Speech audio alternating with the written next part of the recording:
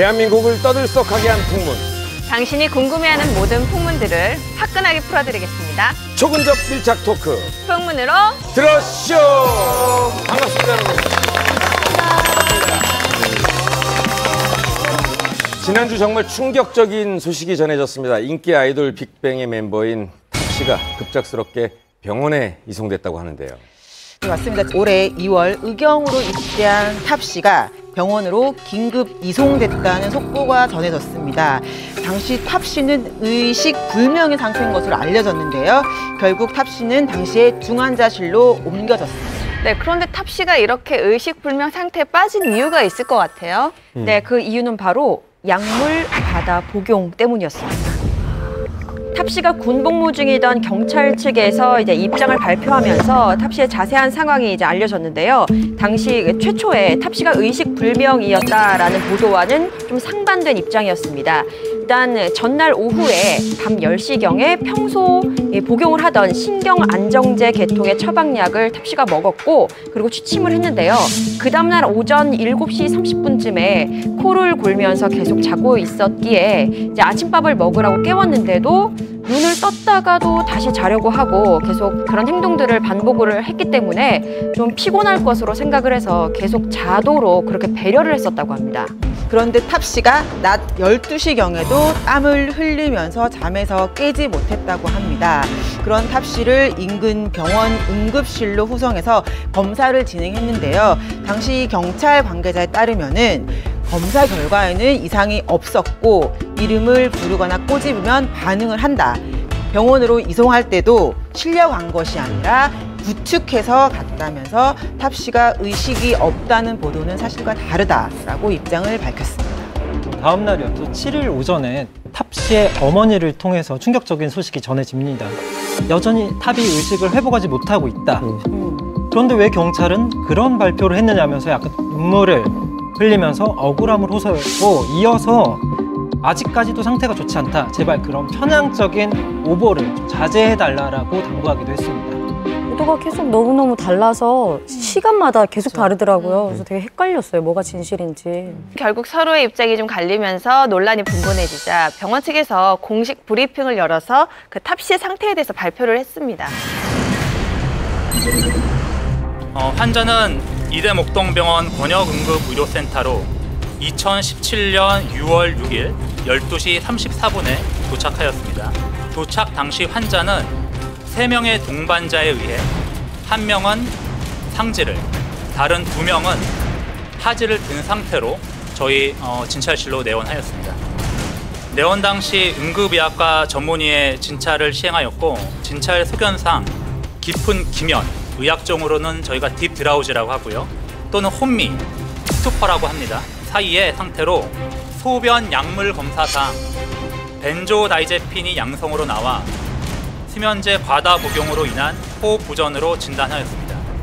이에 따른 기관 삽관과 인공호흡기 처치가 필요할 수도 있는 상태로 판단하여 응급중환자실로 같은 날 16시 50분경에 입실되었습니다. 향후 환자에 대한 신경과적 평가가 필요할 것으로 판단되며 추후 환자 상태가 호전되면 정신건강의학과 전문의와의 협진이 재시도될 예정입니다. 이상입니다. 네, 결국 양측의 입장이 달랐던 건 의식이 명료하지 않다라는 부분에 대한 경찰 측과 탑씨의 가족 측의 해석이 서로 달라서 불거진 것이 아닐까 싶은데요. 그렇다면 여러분들은 병원 측의 브리핑을 봤을 때 탑씨 상태가 어느 정도라고 생각하시나요? 그러니까 이게 의사분들이 가끔 이제 좀 상황을 회피하고 싶을 때 어려운 말들을 많이 쓰셔가지고 표현하시거든요. 어려운 말. 맞아. 병원에 가가지고 예를 들어 우리 김관 씨가 피부과에 갔어요. 그런데 좌창이 있으세요? 그러면 얼마나 기분이 좀 그렇겠어요? 좌창이 뭐예요? 그게 심상성 좌창이라는 게 여드름이래요. 네, 그러니까 이 다 용어 쓰는 거 하나하나에 따라 가지고 어감이 확 달라지잖아요. 그러니까 지금 말한 뭐 기면 상태라든지 아니면 뭐 상지, 하지 이런 것들 솔직히 뭐 상지는 뭐 팔일 테고 하지는 다리일 텐데 뭐 이런 용어들이 좀 의학적 용어가 들어가서 그렇지 실제 상태는 그냥 일반적인 왜냐면 그 정신과 약물 가다 복용하고 나와가지고 보통 위세차하고 나면은 그냥 좀 안정이 되는 경우가 많거든요. 그러니까 지금 얘기했던 것처럼 그렇게 심한 상태는 아닌 것 같고 그 저 기자회견 바로 직전에 병원 관계자하고 이제 별도로 이렇게 통화를 해봤는데 병원 관계자 말이 이번 경우에는 위세척을 안 했다는 걸로 봐서 그렇게 심한 상태는 아니다 이렇게 얘기합니다. 이제 이 상태에 대해서 왜 이렇게 약간 설왕설래하고 막 브리핑까지 했는지를 좀 추측을 해보면 민간인 분이 아니었기 때문에 왜 경찰에 있는데 애가 이런 상태가 될 때까지 경찰은 뭐 했습니까? 라는 의문을 부모 측에선 가질 수 있고 또 경찰 측에선 아 별거 아니에요 라고 일단은 말해놓는 것이 나중에 좀 상태 나빠지더라도 제 추측입니다만 혹시라도 있을 뭔가 책임 소재에 대해서 조금은 좀 부담을 덜 수 있는 방법이 아니었나. 그래서 지금 상태가 사실 뭐 계속 호전되고 있는 것으로는 알려져 있는데 그때 당시 브리핑 당시에는 약간 어떻게 될지 사실 사람의 몸이기 때문에 알 수 없는 좀 불안정한 상태에 많이 있었을 거죠. 아니 그렇다면 브리핑 이후에 탑 씨의 어머님의 입장은 좀 나왔나요? 브리핑이 있고 나서 하루 뒤죠. 탑 씨 어머니는 탑 씨가 이제 좀 의식을 되찾고 있는 상황이고 좀 많이 좋아졌다라고 하셨고요. 그리고 간혹 나와 눈이 마주칠 때 좀 나를 알아보는 것 같았다라고 그렇게 호전되는 상황을 전하기도 했습니다. 네, 그리고 지난 9일이었죠. 탑 씨의 상태가 굉장히 많이 호전되면서 중환자실에서 퇴실을 했고 병원을 퇴원을 했습니다. 퇴실 후 탑 씨는 병원에서 퇴원, 또 다른 병원으로 이동했습니다. 네. 어쨌든 뭐 탑 씨가 뭐 여러 가지 문제가 생길 정도로 약물을 과다 복용한 데는 분명 어떤 이유가 있을 것 같아요. 네, 탑 씨가 병원으로 이송되기 며칠 전이죠. 정말 떠들썩한 그 사건에 휘말리고 말았는데요. 바로 탑 씨가 대마초를 흡연했다라는 사실이 적발된 겁니다. 네, 근데 어쨌든 탑 씨는 군 복무 중이었잖아요. 근데 어떻게 군 복무 중에 이렇게 대마 흡연 혐의를 받게 되었을까요? 뭐 아무래도 그 부분에서 많은 분들이 기사가 맨 처음에 나왔을 때 놀랐었는데 왜냐면 2월에 의경을 입대를 했거든요. 근데 입대한 상태에서 어떻게 대마를 했지라는 생각이 됐는데 작년 10월에 했다는 걸 포착하고 이제 경찰이 조사를 시작했는데 여기서 탑 씨가 한번 부인을 했다가 결국에는 약물 검사를 해보니 양성 반응이 나온 거죠. 그래서 결국 이 했다라는 걸로 4월 25일에 검찰에 송치가 됩니다. 그래서 보도가 된 게 6월 1일인 거죠. 그러니까 시기적으로 봤을 때는 그 전에 이제 했던 대마가 이제 적발돼서 기사화된 거라고 보시면 될 것 같습니다. 그럼 작년 10월 달에 했던 대마 성분이 계속 남아 있다가 6개월 후인 그 3월 달에 성분이 검출이 됐다는 얘기죠?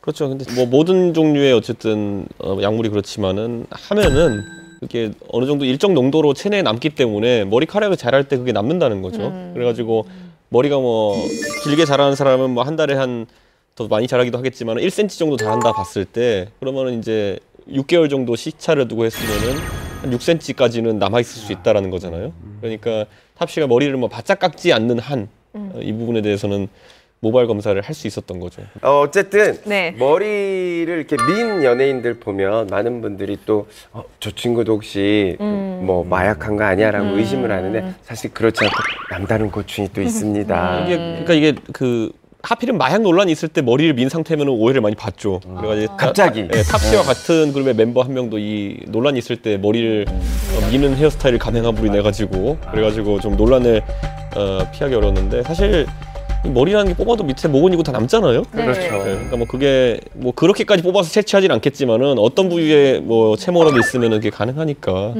어떤 부위에 있는 채모까지 다 필요하면은 뽑겠죠. 근데 저는 좀 약간 궁금한 게 있는데 탑 씨가 지난 6월에 입대했는데 어떻게 6개월이 지난 후에 대마초 혐의를 받게 된 거죠? 이게 검찰 브리핑에서 나왔던 얘기인데요. 사실은 이제 작년 연말에 마약상이 적발이 됐어요. 마약상을 적발이 돼서 그 리스트를 보다 보니 연예계 종사자가 있었고 그중에 조사를 하다 보니 다음 닿는 게 탑 씨였던 거죠. 결국에는 그래서 뒤늦게 그분이 대마초를 탑 씨와 같이 했다라고 발언을 하면서 증언을 하면서 뒤늦게 소환돼서 조사를 받게 된 겁니다. 어쨌든 경찰 입장에서는 제보자의 그런 자백을 토대로 조사를 한 거고 사실 확인에 나선 거고 그 과정에서 탑 씨의 대마 흡연 사실이 사실로 드러난 거죠. 네. 아니 그럼 궁금한 게 탑 씨랑 대마를 폈다고 주장하는 사람이 누구예요?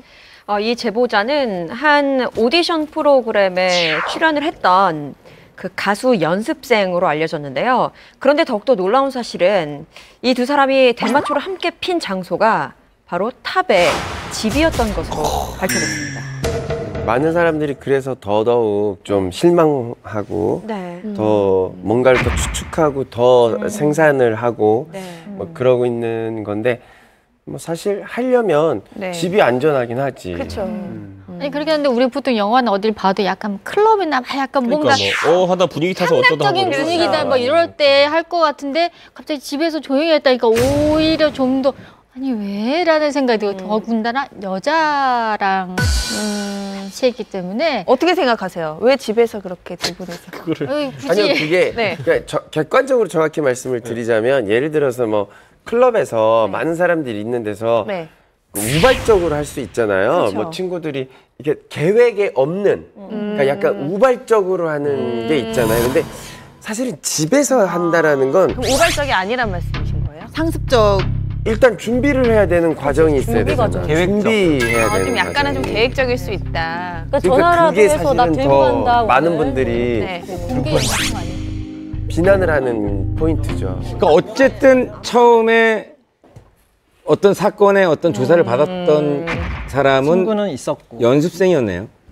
연습생이 먼저 조사를 받았네요. 네, 먼저 받았죠. 어쨌든 뭐 게다가 이런 사건 정황이 알려지면서 가수 연습생과 이렇게 탑 씨가 왜 함께 대마초를 흡연했을까라는 것에 대해서도 좀 관심이 집중됐었죠. 왜 했을까요? 다들 이제 여자 연습생 탑 이게 지금 되게 연관 검색어가 돼버렸잖아요. 그래서 탑 씨의 어떤 아이돌로서의 생명에 저는 좀 큰 타격을 준 것 같다는 생각은 들어요. 그러니까 혼자 폈다, 뭐 친구들과 함께 폈다 이게 아니라 여자 연습생과 단둘이 집에서라는 것은 아이돌로서의 탑의 이미지에 조금 많이 타격을 주지 않았나 하는 생각이 들어요. 근데 사실은 연습생이다라는 게 노출되는 순간 같이 이 사람하고의 어떤 반경 안에서 일어난 일들을 조사하고 확인해내는 건 경찰 입장에서 그렇게 어려운 일은 아니에요.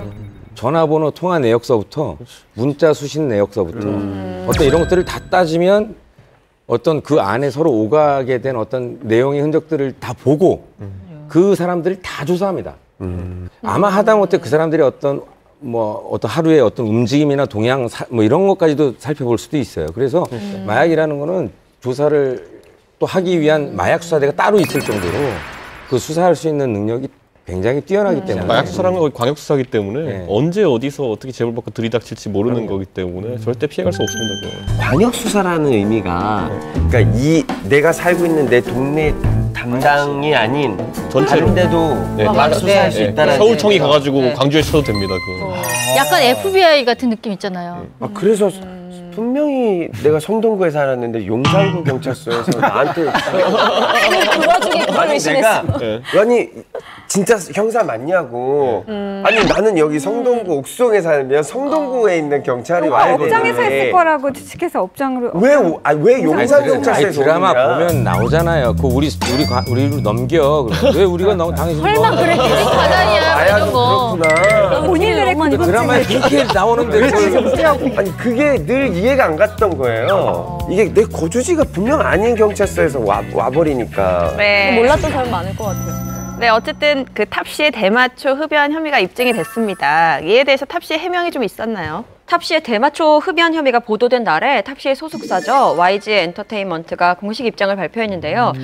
탑은 의경 입대 전에 대마초를 피운 혐의로 최근에 의경 복무 중에 수사기관에 소환돼서 모든 조사를 성실히 받았다. 그리고 조사 과정에서 자신의 혐의를 대부분 인정을 했고 깊은 반성 중에 있다라고 사과문을 발표했습니다. 하지만 소속사의 대응에도 불구하고 논란이 더 불거졌는데요. 탑 씨가 맨 처음에는 이 대마 흡연 사실 자체를 부인했다는 그 사실이 알려졌기 때문이죠. 그렇다면 탑 씨가 처음부터 혐의를 인정한 게 아니라는 건가요? 어쨌든 지금 탑 씨가 받고 있는 혐의가 있는데 대마초를 흡연한 게 2번, 액상 대마 2회 흡연 이 2번의 혐의를 받고 있는데 이거에 대해서 이제 처음에는 모두 다 부인했던 거죠. 탑 씨는. 그런데 조사했던 경우가 양성이 나왔으니까 그래서 탑 씨가 인정한 거는 첫 번째 대마 이외에는 했다. 하지만 액상 대마는 하지 않았다. 전자담배 나는 그냥 전자담배만 폈을 뿐이다. 라고 얘기를 했죠. 네, 그렇다면 탑 씨는 왜 액상 대마초에 대해서만 혐의를 부인했다고 생각을 하시나요? 그거는 뭐 쉽게 생각할 수 있는 건데요. 대마초가 이제 단지 건조한 상태로 잎사귀를 말려서 피우는 거는 그 대마 함이 돼 있는 게 2에서 5% 정도라고 그러는데 액상은 무려 45에서 48% 정도 돼요. 그러니까 수십 배의 농도가 짙은 거죠. 그래서 만약에 이 액상 대마를 했다고 확인이 되면 죄질이 훨씬 높아지는 거죠. 그러니까 지금 뭐 대마 피웠다는 부분에 대해서는 이제 본인이 사과하고 인정을 했지만 액상 부분에서는 현재까지는 이제 부인하고 있는 상황입니다. 근데 그거에 대해서 조금 이제 다른 견해도 있는데 이게 최근에 유행했던 대마라 아직 그거에 대해서 죄질이 좀 이렇게 이런 문제도 있지만 가장 기본적으로는요 상습적이냐 아니냐가 문제가 제일 큰데 사회를 한 거랑 이회를 한 건 분명히 다르거든요. 그래서 이 사회가 아니라고 한 번만 정말 우발적으로 한 번 아까 말했던 것처럼 한 번만 했던 것과 그 뒤로 또 한 번 만나서 또 다른 대마를 했던 건 분명히 다르게 처분이 될 수 있어서 아마 이거에 대해서는 끝까지 지금 부인할 거고 이게 법정에서 넘어갔으니까 거기서 밝혀질 겁니다. 거기다가 이미지 문제도 있을 것 같아요. 그냥 우리가 생각하는 대마초가 아니라 액상으로까지 어쨌든 그 스스로 구해서 받아서 그걸 또 이제 했다면 사실 약간 돌아오기 힘든 강을 건너는 아니, 한 번 더 건너는 탑씨가 만약 액상 대마초 혐의가 인정되면요, 또 그거 공급해준 사람부터 또 하나의 또 새로운 신세계가 열리는 거예요. 그게 하나 더 있습니다. 첫 번째 대마에 대해서 둘 다 인정했잖아요. 이거는 여자가 가져왔다고 해서 둘 다 입이 맞았어요. 네, 근데 두 번째에서 뭐가 문제냐면 액상 대마를 이 여자가 가져오지 않았다고 했단 말이에요. 그러면 이걸 누가 공급해줬냐? 그럼 과연 탑이 구해왔느냐? 그렇게 되면 이게 좀 정말 또 다른 신세계가 하나 붙기 때문에 이렇게 되면은 아까 말했듯이 탑씨가 예를 들어 주변 사람들 다 털리게 되고 그러니까 주변 사람 다 수사받게 되고 이렇게 되면은 또 더 곤란한 상황에 빠질 수 있기 때문에 얻어서 핀 거랑 내가 구해서 핀 거랑 다르거든요. 그러니까요. 아까 아시겠지만. 네, 그런데 탑씨의 논란이 이게 끝이 아니라는 얘기가 있습니다. 또 뭐가 있나요? 네, 그렇습니다.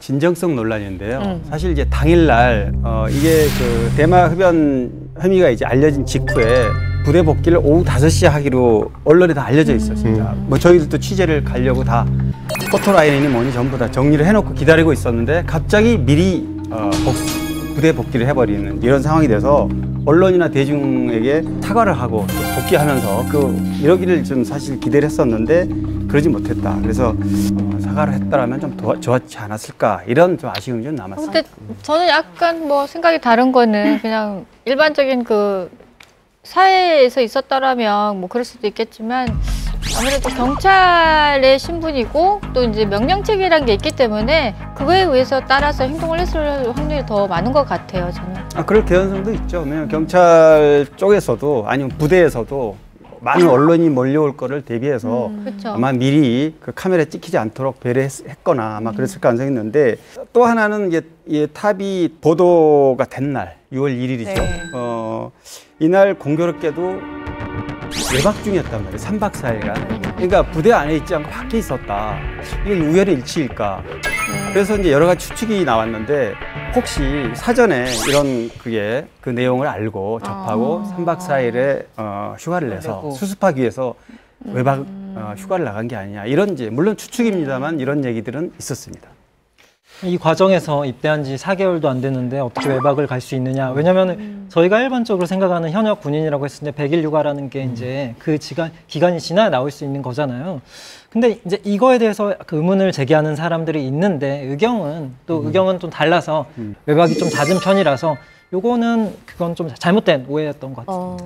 그래서 어쨌든 복귀하는 그 시간이 오후 5시 50분쯤 될 것이다라고 해서 기자들이 다 포토라인을 치고 기다리고 있었는데 사실 시간이 공개됐다, 날짜까지 공개됐다라고 하는 것은 암묵적으로 그 앞에 서겠다라는 동의가 우리들 사이에서는 사실 있는 거거든요. 그거를 탑씨가 몰라진 않았을 거란 말이죠. 지금 연예계 생활이 뭐 1, 2년도 아닌데. 그런데 예상과는 달리 좀 갑작스럽게 약 5시간 정도 빨리 부대에 복귀를 합니다. 그래서 카메라 앞에는 서지 않게 되죠. 이미 들어가 있는 거죠? 복귀가 돼 있는 상태죠? 그러다 보니까 취재진들을 따돌리려고 이렇게 한 것이 아니냐라는 지적을 받습니다.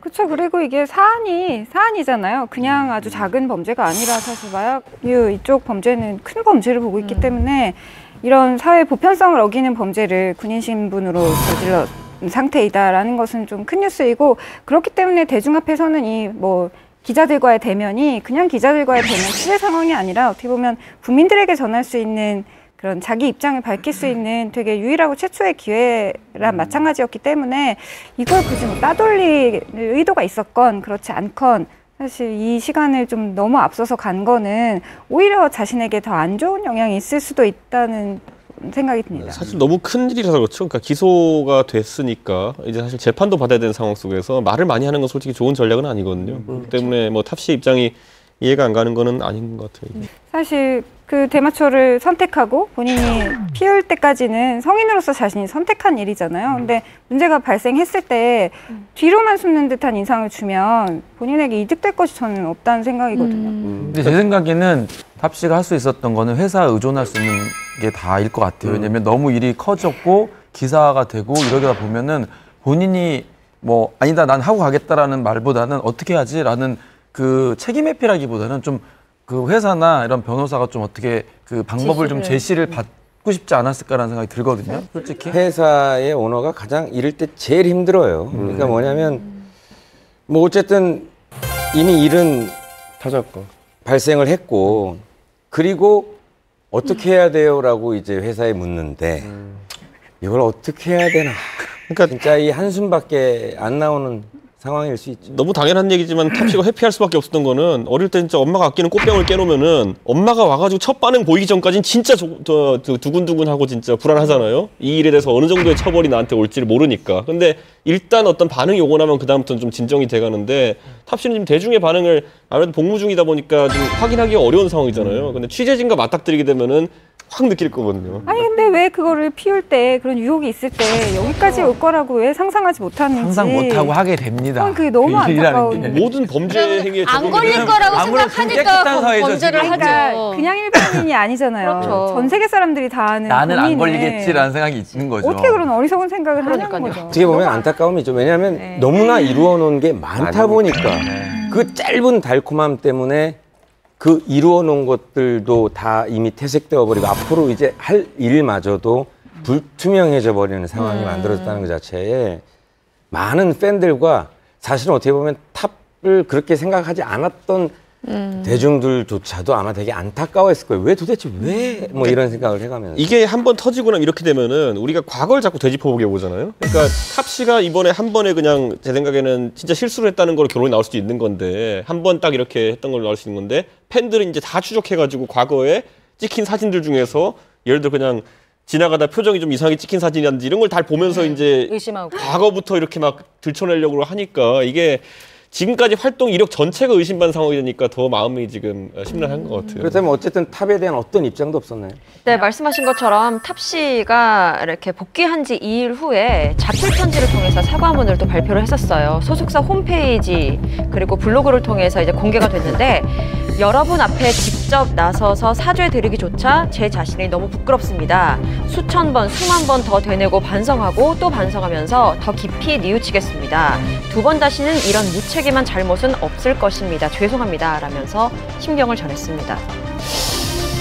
네, 그런데 탑씨가 결국은 군 복무를 하던 서울경찰청 악대에서 방출이 됐습니다. 네, 그거 좀 설명 좀 부탁드릴게요. 네, 그렇습니다. 일단 외박 후에 돌아왔죠. 돌아왔는데 한동안은 생활관에서만 있었고 그 밖으로 나오지 않았다라는 이야기가 전해져 왔습니다. 일단 뭐 끼니도 생활관 안에서 컵라면을 먹으면서 그냥 이렇게 끼니를 때웠다라고 전해지기도 했고 다만 함께 생활하는 다른 의경들이 좀 밝힌 바에 따르면 그 안에서는 그래도 책도 읽고 청소도 하고 하는 등 뭐 평소와는 다름없이 지냈다고 전해졌는데 그리고 난 다음에 바로 이제 경찰서 측에서 더 이상은 이제 홍보를 하는 얼굴로서는 함께할 수 없겠다라고 해서 다른 4기동단으로 이제 보냈죠. 전출을 하면서 5일에 그렇게 양천구에 있는 4기동단으로 거처로 옮겼습니다.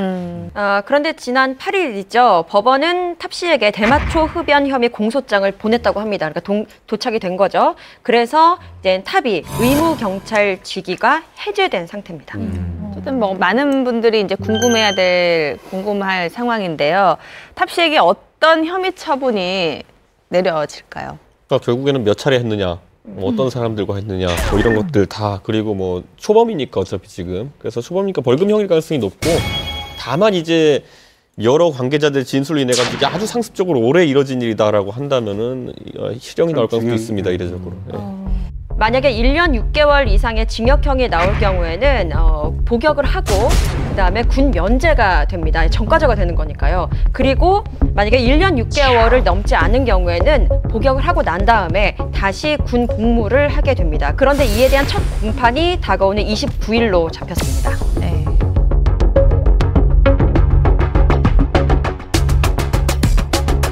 문재인 대통령을 시험하기 위해서 이것을 이용했다고 합니다. 바로 이 사람은 좀 믿을 만한 남자구나. 23살 연하의 23살이었죠. 임신 상태였고. 예기치 못하게 아기가 생기면서 고민하는 아내에게 결혼한 것을 후회한다, 죽고 싶다 이런 얘기를 반복했다고. 중견 탤런트 강남일 씨. 당시에 최고의 전성기를 누리고 있던 때였거든요. 그런데 아내가 이제 간통 사건에 연루되면서 하루아침에 나락으로 떨어지게 됩니다. 지난 5월 대한민국에 아주 큰일이 있었죠. 정권이 바뀌면서 그야말로 새로운 시대가 열렸다고 하는 사람들이 많았습니다. 네, 그 대통령이 바뀌고 정말 많은 일들이 있었는데요. 그 중에서도 이제 5월 23일이 참 기억에 남는데 고 노무현 전 대통령 8주기 추도식이 있었던 날이거든요. 그래서 추도식에 이제 문재인 대통령이 현직 대통령 신분으로 처음 참여를 하면서 추모 열기는 그 어느 때보다도 더 뜨겁게 달아올랐던 반면에 박근혜 전 대통령은 그때가 하필 이제 최순실 게이트와 관련해서 첫 재판을 받던 그런 날이었어요. 그래서 역사의 아이러니하다고 해야 되나요? 뭔가 이렇게 참 희비가 교차하는 그런 날들이었던 것 같아요. 저도 그 추도식에서 문재인 대통령님이 성공한 대통령이 돼서 다시 임무를 다하고 다시 찾아뵙겠다라고 말씀을 하셨잖아요. 당찬포부를 밝히셨는데 그걸 보면서 사람이 참 빛나 보인다라는 말을 이럴 때 쓰는구나를 한번 느꼈어요. 네. 이런 문재인 대통령을 더욱더 빛나게 하는 사람이 계셨었죠. 맞습니다. 빛나는 사람 하면 바로 전데요. 이번엔 저희가 아니고 제 생각에는 김정숙 여사가 아닐까라는 생각을 해봤습니다. 사실은 문재인 대통령을 만든 1등 공신이 김정숙 여사다라고 말씀하시는 분들이 주변에 참 많은데 정말 배우자의 역할이 굉장히 컸던 것 같아요. 네, 실제 영부인 같은 경우에는 지난 4년 동안 우리가 보지 못했지만은 원래 정치의 상당한 부분을 담당하는 역할을 하고 있습니다. 그래서 역대 영부인도 근데 다 스타일이 비슷한 건 아니에요. 달라요. 특히 김대중 대통령의 부인이신 이희호 여사 같은 경우에는 본인도 미국 유학까지 갔다 온 굉장히 뛰어난 분이시기 때문에 여러 가지 조언을 많이 하신 걸로 이렇게 알려져 있고요. 그리고 노무현 대통령 같은 경우에는 권양진 여사, 그 어려울 때부터의 노무현 대통령의 그 일생이 있어가지고 쓴소리를 많이 해줬다고 합니다. 쓴소리 형이고, 그다음에 그 이명박 대통령의 부인인 김윤옥 여사 같은 경우에는 활동가형으로 한식 세계화라든지 여러 가지 관심 두고 이렇게 나란 일 챙기던 것들이 좀 있었죠. 그렇다면 김정숙 여사는 어떤 유형이신가요? 그러니까 지금까지 없던 유형이죠.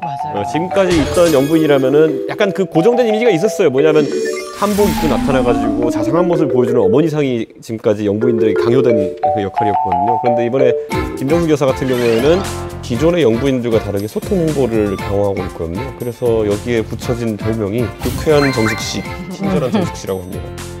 되게 사진 보면서 항상 웃고 계시잖아요. 보는 사람들도 되게 웃게 만드는 그런 모습 많더라고요. 근데 보통 유명 인사들의 러브 스토리를 들어보면 좀 첫 만남부터 되게 특이한 케이스가 많았던 것 같아요. 그런 스토리. 문재인 대통령도 그럴 것 같은데 어떤가요? 근데 실제로는 김지민 씨 예상과는 다르게 굉장히 평범한 만남이었고요. 축제 때 이제 처음 만났는데 소개해준 친구겠죠. 알랑들롱처럼 잘생겼다 이렇게 얘기를 했다고 그래요. 눈이라든가 하관, 얼굴에 하관이 좀 약간 비슷한 부분이 있어요. 오, 닮았어. 약간 외국 남자 배우 같이 생겼어. 평소에 뭐 이렇게 축제 때 거의 참석을 안 했다고 해요. 그래서 이제 선배들이 좀 나와 소개팅 해줄게 라고 해서 소개팅이 됐다고 합니다. 그래서 알랑드롱은 닮았다고 이렇게 하니까 이제 우리 여사님께서는 좀 기대를 한 거죠. 근데 이제 소개팅 당일날 문재인 대통령께서 초록색 바지에 뭐 회색 점퍼 같은 거 그냥 툭 긁고 나타나서 원래 잠깐만 일어나봐요. 이런 초록색 바지 굉장히 프랑스스럽습니다. 이게 파리 패션의 정석이거든요. 알랑드롱 같은 얼굴에 파리 패션 굉장히 잘 어울리는 거예요, 우리 문재인 대통령. 그래서 약간 회색 점퍼를 입고 나서 좀 성의가 없다. 그리고 알랑드롱이 아니다. 뭐 이런 생각을 실제로 좀 하셨다고 합니다. 그래서 뭐 그 다음부터는 좀 그냥 가벼운 인사만 주고받는 사이였다고 해요. 그런데 이렇게 인사만 주고받던 두 사람에게 운명적인 일이 일어납니다. 바로 유신 반대 시위에서 문재인 대통령이 당시에 체류탄을 맞고 이제 쓰러지게 됐는데요. 정신을 차리고 눈을 떠보니까 누군가가 내 자신의 얼굴에 이렇게 물수건으로 이렇게 좀 닦아주고 있는 듯한 느낌이 든 거죠. 자세히 보니까 김정숙 여사였다고 합니다. 그 김정숙 여사는 그런 아수라장 속에서도 초록색 바지에 회색 이 점퍼를 입고 있는 문재인 대통령을 딱 발견해서 이렇게 딱 구할 수 있었던 거죠. 아무튼 인연이었던 거는 맞는 것 같아요. 그래서 뭐 그걸 계기로 그랬는지 모르지만 두 사람이 이제 관심을 갖게 됐고 그런데 관심을 갖기 시작한 무렵에 또 평탄치 않은 일이 좀 벌어집니다. 바로 그 문 대통령이 당시 시위 주도한 혐의로 서해문 구치소에 수감되는 바람에 좀 상황이 좀 묘하게 꼬이게 된 겁니다. 문재인 대통령이 김정숙 여사에게 좀 반하는 결정적인 계기가 요쯤 있었다고 하는데 김정숙 여사가 문재인 대통령 면회 갈 때 요 선물을 들고 갔다고 해요. 초록색 바지가요? 비슷합니다. 김밥? 뭐요? 안개꽃. 패션지? 뭐지? 신문이었다고 합니다. 이게 신문에는 이 문재인 대통령의 모교인 경남고 야구부의 우승 기사가 실려 있었다고 합니다. 평소에 야구 광팬이어서 이 우승 기사라도 좀 보여주면 좀 힘이 되지 않을까라고 해서 들고 갔던 건데 딱 그 신문에는 관심이 없었다고 해요. 당연하겠죠. 지금 이제 프로야구가 뭐 80년도부터 생겼지만 이 당시에는 프로야구도 없고 고교 야구가 굉장히 활발히 관심이 많았죠. 특히 젊은 대학생들한테는 아마 그걸 감안해서 이제 신문을 들고 갔던 것 같고 어쨌든 문재인 대통령은 이제 신문을 들고 오는 것에 대해서 아무리 내가 야구를 좋아해도 내가 지금 교도소에 지금 수감되어 있는 상황에서 야구가 뭐 그렇게 중요하다 이걸 가져왔을까 하는 그런 생각을 했다고 그래요. 그래서 그래도 그렇게 생각해준 김정숙 여사가 굉장히 귀여웠다. 생각이 기특했다. 이런 생각을 했다고 합니다. 문재인 대통령을 위한 뭐 김정숙 여사의 깜짝 선물은 군 생활에서도 이어지는데요. 원래 군대 면회 가고 이러면 다들 아시겠지만 뭐 치킨이나 그냥 피자나 뭐 이런 거 사서 가야 되게 좋아하거든요. 그 당시에도 이제 김정숙 여사가 면회를 온다는 말을 듣고 기대를 했겠죠. 근데 그때 김정숙 여사가 들고 온 건 음식이 아니라 안개꽃 한 다발을 낭만적이다. 들고 면회를 갔다고 해요. 낭만적이야. 감성이에요. 네. 그만큼 안개꽃을 들고 왔다는 이런 귀엽다. 그 모습에 굉장히 아내의 순수한 모습이 보였다. 그래서 결혼을 결심하게 됐다. 가만히 보면 이렇게 세로탄을 맞고 쓰러졌을 때나 군대를 갔을 때나 그 뭐 구치소에 수감됐을 때 그러니까 보면은 전체적으로 남자가 약간 뭔가 힘들어하고 있을 때 여자가 옆에 있으면 그래요. 남자가 좀 마음이 많이 약해진다 그러더라고요. 저희 남편이 저를 만났을 때 군대에 있을 때였습니다. 네. 아니 뭐 결혼할 상대는 딱 처음 보는 순간 이 여자구나 이 사람이구나라는 느낌이 온다고 하는데 그걸 느낀 것 같아요. 운명이라고 느꼈으니까 이제 남은 건 결혼밖에 없는 것 같은데 혹시 프로포즈는 누가 먼저 했나요? 네, 보통 뭐 남자가 멋진 이벤트를 준비해서 프로포즈를 하는 게 맞는데 이 문재인 대통령 부부는 조금 달랐습니다. 김정숙 여사가 먼저 프로포즈를 합니다. 되게 적극적이시다. 멋있죠. 친구들과 함께 있던 문재인 대통령에게 김정숙 여사가 다가가서 한마디를 건넵니다. 재인아, 너 나랑 결혼할 거야? 말 거야? 빨리 말해. 이렇게 얘기를 하자 깜짝 놀란 문재인 대통령이 알았어? 라고 대답을 했고 실제로 이후에 두 분은 7년 열애 끝에 결혼에 올인하게 됩니다. 결혼 후에도 이런 김정숙 여사의 적극적인 모습 그런 모습이 여전히 발휘가 됩니다. 바로 해결사 노릇을 한 건데 문재인 대통령이 뭔가 논란의 도마에 오를 때마다 해결사 역할을 톡톡히 해내면서 문재인 대통령의 이미지를 살리는 데 분명히 큰 일조를 했습니다. 문재인 대통령이 18대 대선을 준비할 때입니다. 이번 대선이 아니고 지난 대선이죠. 그때 이제 서민 코스프레를 한다는 그런 그 의혹을 받은 적이 있습니다. 뭐냐면은 이제 명품 브랜드 양말을 신고 있는 그 장면이 포착이 돼서 일부에서 이제 서민 대통령이 된다더니 그게 뭐냐 뭐 이런 식으로 이제 비난하는 목소리가 있었습니다. 이에 대해 김정숙 여사가 본인 SNS에 좀 해명 아닌 해명을 했어요.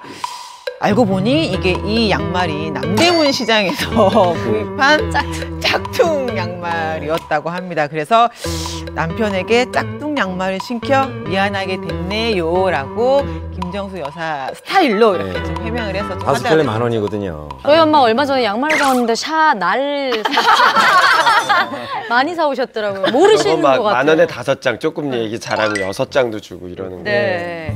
이렇게 남편 문재인 대통령에 대한 여러 가지 논란이 있을 때 거기에 적극적으로 해명에 나서는 것들, 특히 가정의 일이라고 하면 해명 나서는 게 대선 때 김정숙 여사의 주 임무 중 하나였습니다.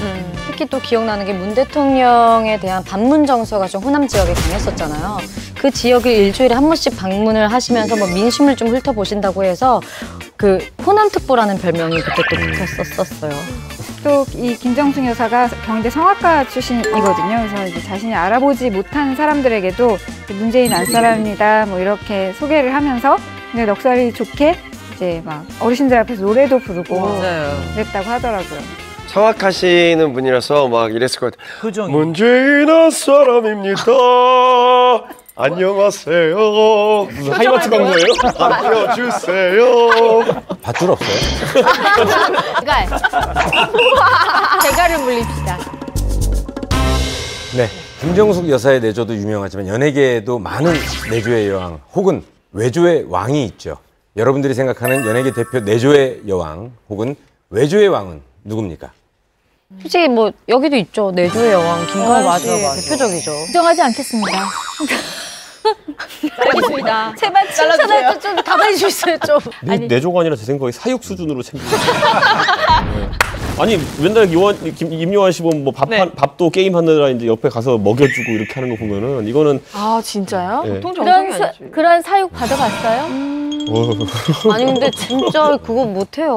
해외까지 정말 밥솥까지 갖고 가서 내조하는 거 보면은 저는 미니 밥솥이 중요하잖아요. 110V, 220V 다 가지고 있어요.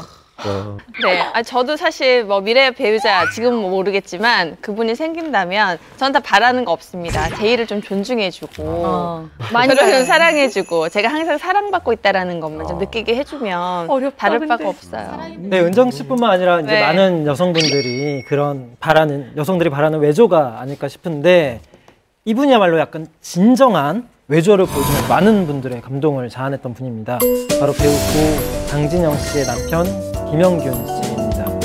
네, 장진영 씨 하면 많은 분들이 아직도 그 싱그러운 미소를 기억할 텐데요. 미스 코리아 출신입니다. 그리고 드라마 내 안의 천사라는 작품을 통해서 연예계에 데뷔를 했고요. 이후에 영화 국화꽃 향기, 그리고 청년 이런 여러 장르의 작품들을 통해서 다채로운 캐릭터를 연기했고요. 또 각종 영화제에서 여우주연상을 받았습니다. 정말 대한민국 대표 여배우로서 기억에 남고 있죠.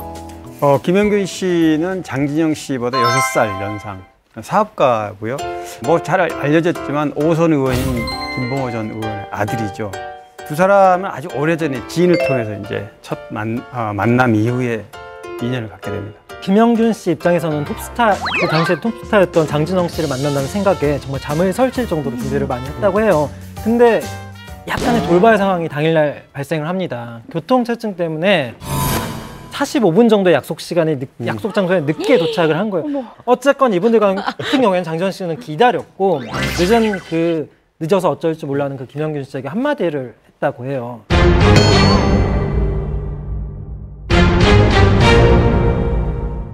미안하다고 안 하세요? 미안하다고 안 하세요? 이거 뭐야?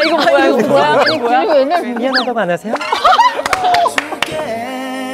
이렇게 이야기를 하니까 김영균 씨가 당연히 당황했겠죠. 가뜩이나 미안한 마음이 가득일 텐데 그래서 죽을 죄를 졌습니다 라고 이야기를 하니까 장진영 씨가 죽을 일까지는 아니고요 라고 이야기를 하면서 약간 좀 줬다 폈다가 있었던 것 같아요. 사실 장진영 씨는 평소에 누군가를 20분 이상 기다려본 적이 없다고 합니다. 그런데 이 김영균 씨를 만나기 위해서 그래도 그를 배려해서 이렇게 오랜 시간 기다렸다고 하네요.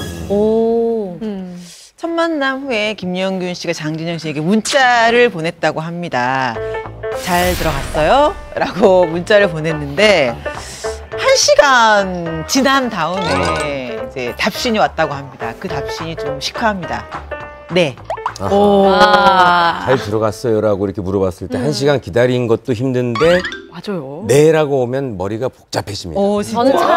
저는 차라리 문자 안 오는 게 낫다고 생각해요. 제가 문자를 보냈는데 네 하나 오면은 너무 많은 생각을 하게 될 것 같아요. 늦은 거에 대한 약간 귀여운 복수에 살짝 애태우기 작전. 보통 관심이 없고 애프터를 안 할 거면 네도 안 합니다. 근데 네를 했다는 건 당신이 하는 거 봐서 뭐 요 정도. 사실 솔직하게 고백하자면 저도 지난주에 남성분에게 문자가 왔는데 바로 답을 할 수 있는 너무나 할 수 있는 상황이었는데 잠깐 뭐 단신욕도 했다가 아니 지금 화장품도 발랐다가 2017년인데 지금 뭐 하시는 거예요? 왜 그러냐면 2017년입니다. 누구나 단말이었어요? 아니 나이가 한 입으로 두 말 하세요. 1분 만에 정말 30초 만에 답을 할 수 있었지만 30분 만에 답을 보냈는데 마음 같아서는 길게 보낼 수도 있었죠. 근데 저도 네 이렇게 보내긴 했거든요. 그게 무슨 마음이에요? 그게 싫지는 않은데 그렇다고 내가 이만큼 건너가긴 싫고 한 발만 더 오면 나도 그때 갈게 뭐 이런 식으로. 네. 나중에 그럼 장진영 씨가 그 김영균 씨한테 늦게 보낸 이유에 대해서 설명을 좀 했을 것 같아요. 설명을 했더라고요. 나중에 둘 사이가 좀 가까워졌을 때 김영균 씨가 물어봤대요. 왜 그때 문자를 보냈을 때 한참 있다 답을 했냐? 라고 했더니 장진영 씨의 대답. 너무 빨리 답장하면 가볍게 보일까 봐. 그래. 대답했다고 하네요. 신경 써 여자들. 뭐 장진영 씨, 김영균 씨 마찬가지로 뭐 늦게 답을 하고 뭐 빨리 하고 어차피 관심이 있다는 거거든요. 관심이 있고 호감이 생기면 연인으로 발전하기가 쉽습니다. 두 사람도 마찬가지 그런 과정을 거쳐서 연인설에 발전을 했고요. 사실 그 이전에 그 장진영 씨 스타일은 조용히 뭐 책을 읽거나 음악을 듣거나 이런 스타일이었다고 그러는데 김영균 씨를 만나고 나서 이제 이런 어떤 안에 있던 그런 마음을 밖으로 끄집어냈다 이렇게 보시면 될 것 같아요. 장진영 씨는 사실 그 흔한 해수욕장도 김영균 씨를 만나고 처음 뭐 가봤다고 합니다. 그래서 김영균 씨에게 이런 행복을 느끼게 해줘서 고맙다 뭐 이런 얘기도 했다고 합니다. 행복이 두 사람의 행복이 그렇게 오래 가지는 못했습니다. 두 사람 사이에서 시련이 닥친 거는 장진영 씨가 어제부터 자꾸 신물이 넘어와요 라는 말에서부터 시작이 됐는데 별로 대수롭지 않게 장진영 씨가 내뱉었던 이 말이 결국에는 참으로 정말 가혹한 결과를 만들어냈습니다. 네. 장진영 씨가 배가 아프다고 하니까 이 옆에서 김영균 씨가 배를 좀 쓰다듬어 줬는데 이 위쪽에서 약간 딱딱한 것이 만져진 느낌이 들었대요. 그래서 안 좋은 느낌이 들어서 병원에 가서 검사를 꼭 해보라고 이야기를 했고 검사를 받았더니 위암이라는 진단이 나온 거죠. 게다가 많이 좀 이미 진행이 돼서 위암 4기에 전이까지 된 상태였습니다. 근데 장진영 씨가 뭐 그때까지 건강검진을 한 번도 받아본 적이 없다고 해요. 사실 30대 아마 뭐 젊고 그러니까 건강하니까 안 했겠지만 아마도 연애 활동하면서 또 좀 남들의 눈을 좀 의식한 게 아닌가 싶어요. 아무래도 톱스타가 그것도 여배우가 병원에 가서 무슨 검진을 한다 이러면 조금 뭐 소문이 부풀려지기도 하고 오해받기도 쉽고 이래서 특히 여배우들이 아직 30대라는 나이가 난 아직 젊고 괜찮다라고 해서 건강검진을 안 받고 그냥 넘어가는 경우들이 꽤 많은데 좀 조심하셔야 됩니다. 네, 장진영 씨가 위암 판정을 받았을 때 충격이 어마어마했을 것 같은데요. 그 당시 그 두 사람의 반응은 어땠나요? 오히려 장진영 씨는 좀 담담한 표정으로 의외로. 그런데 이제 김영균 씨가 눈물을 흘리는 그런 모습에 거꾸로 상황이 그렇게 됐다고 그래요. 그러니까 오히려 장진영 씨가 위로를 하는 너무 걱정하지 마라. 뭐 그렇게 이제 마음을 먹은 거죠. 네, 당사자는. 사실은 뭐 떠난 사람보다 이제 보내는 사람들, 남겨진 사람들이 더 힘들다고 하잖아요. 장진영 씨 같은 경우는 더더구나 일부러 더 밝은 모습 보여주려고 하고 더 행복한 추억을 만들려고 많이 노력했었다고 합니다. 김영균 씨 역시 장진영 씨가 시리에 빠질 그 틈을 주지 않기 위해서 그냥 매일매일 데이트를 했다고 해요. 또 장진영 씨의 생일날이 됐을 때는 가족분들도 지인들이 모인 자리에서 평생 동반자가 되고 싶다라면서 청혼을 했다고 합니다. 네. 사랑하는 사람이 죽음을 앞두고 있는 상황에서 청혼을 한다는 것이 쉽지는 않은 결정이었을 텐데요. 김영균 씨가 장진영 씨와 결혼을 결심하게 된 특별한 사연이 있다고 합니다. 장진영 씨의 건강 상태는 멕시코에서 방사선 치료를 받고 급격하게 악화가 됐다고 합니다.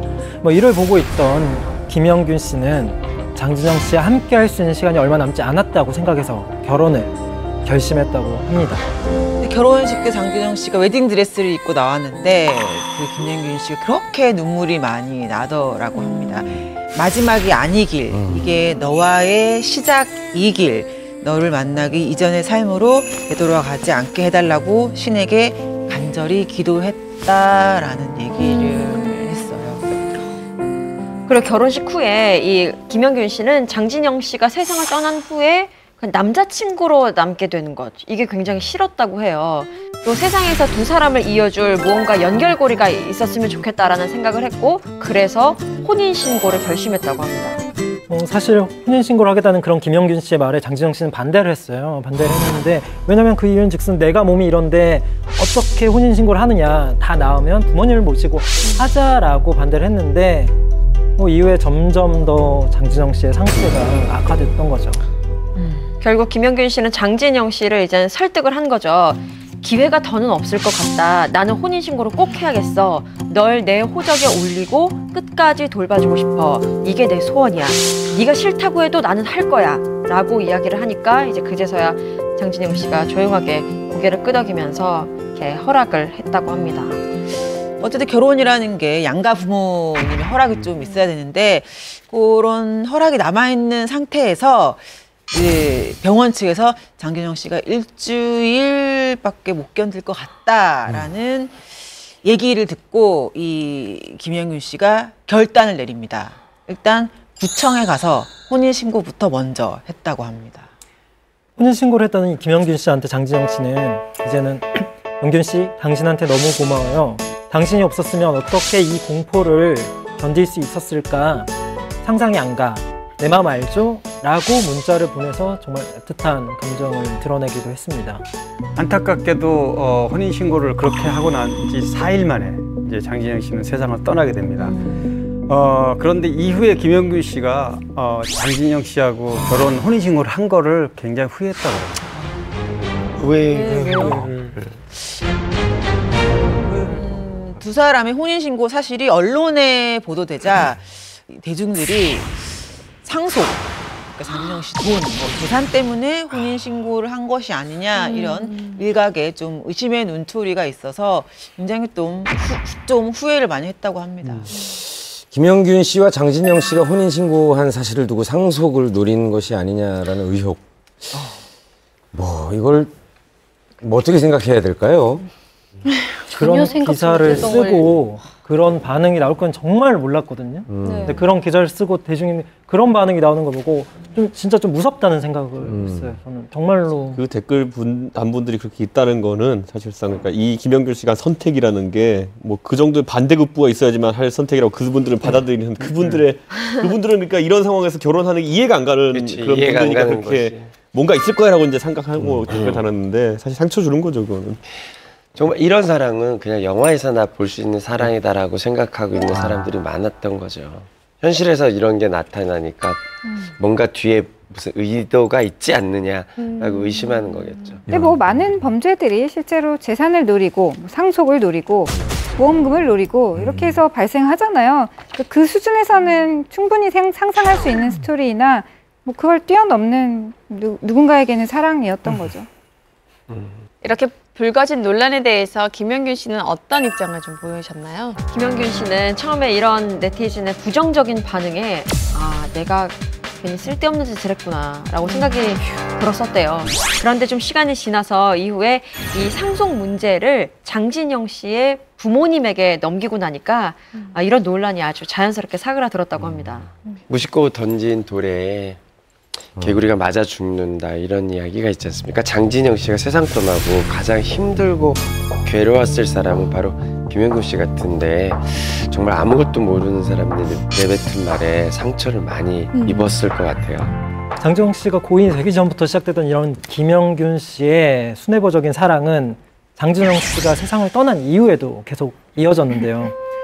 사망한 지 한 3개월쯤 됐을 때였나요? 그때 그 무렵에 김영균 씨가 책 하나를 출간을 합니다.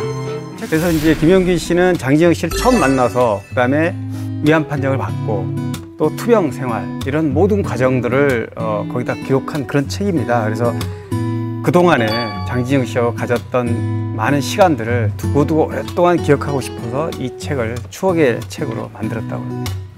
하지만 이 과정에서도 또 논란이 일었습니다. 일부 누리꾼들은 또 김영균 씨가 책을 낸 거에 대해서 고인을 이용해서 돈을 버는 건 아니냐, 또 이런 좀 삐딱한 시선이 있었어요. 언제나 이 일부 누리꾼들이 항상 큰 문제입니다.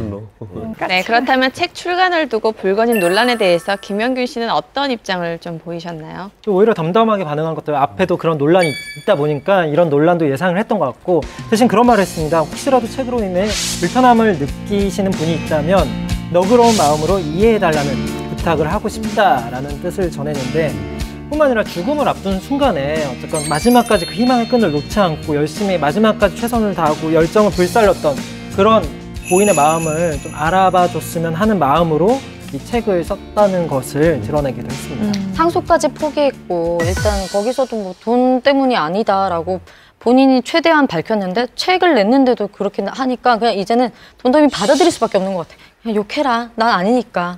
이제 방법이 없을 것 같아요.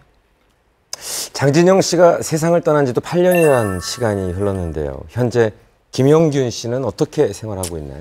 현재도 뭐 재혼을 하지 않은 상태라고 합니다. 여전히 뭐 장진영 씨를 기억하면서 지내고 있지 않을까 그렇게 생각이 되네요. 김영균 씨가 작년에 총선에 그 20대 총선이죠.